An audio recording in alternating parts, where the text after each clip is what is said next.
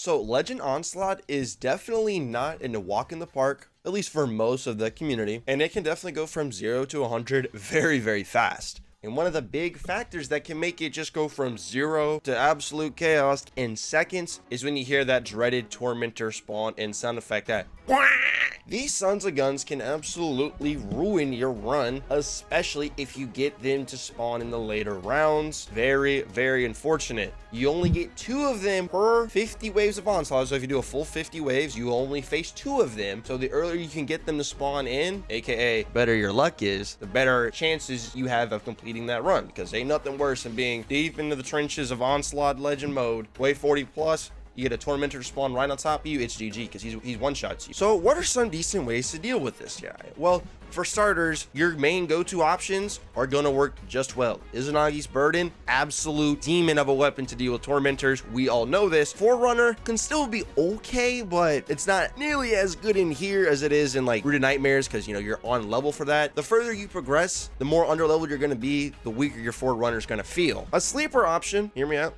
could be the Retrofit Escapade. LMGs in general are going to be pretty useful for the entirety of Onslaught, except for maybe if you're in one of the boss encounters, but you get a rally flag, so you can always just switch to a rocket then. So going on something like a Retrofit Escapade might not be such a bad idea. And yeah, a Divinity can always be useful for the Tormentors as well, especially if you have a Xenotef Warlock already in your fire team. Now, I do want to try and give you guys with a few useful strats to help you with the Tormentors real quick. First things first, a super really helpful asset to dealing with these Tormentors are decoys. If you get a high level decoy, even a level 1 decoy can still be useful, but especially a level 2, and if you get a level 3, that Tormentor can get very easily distracted by that decoy, and that can leave you with so much breathing room. Do not sleep on the decoy. I'm serious. A combo that I just want to touch up on that could be very, very good and a low-key sleeper option to dealing with these Tormentors and just flat out dealing with a lot of the ads in general are a Disruption Break blinding GL in the energy slot. In some of the gameplay you're seeing right now, when I was just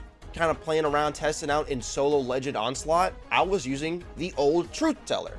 It has auto-loading, disorienting grenades, and disruption break. Perfect for the job that it has to do. The reason why you want one from the energy slot is for disruption break, because if you did not know, the way disruption break works is that breaking an enemy shield with this weapon, aka your blinding GL, will make them more vulnerable to kinetic damage for a brief period. And if you did not know, that is a 50% buff to your kinetic damage. The kinetic damage buff itself lasts for about 5.5 seconds, and it's going to stack with all of your other buffs and debuffs, which is really going to allow your kinetic weapon to do a lot of more extra damage. And disruption break will buff the damage of your kinetic tremors, which is also very useful since there are so many tanky yellow bars throughout Legend Onslaught. Kinetic tremors is going to be so good. Do not sleep on it. Also, something I do just want to briefly mention with disruption break is that it feels like in some instances, as long as my GL shot is just in the general vicinity of the enemy and it tags them, it'll sometimes give it the kinetic damage buff even though the shield didn't break. I've seen it happen in PvP when I've been running around with the disruption break explosive personality a few times before. I just want to make you guys a little bit aware that disruption break can definitely hold a lot of value, especially in Onslaught, so don't sleep on it. And the supremacy also, you can't sleep on that weapon either. It is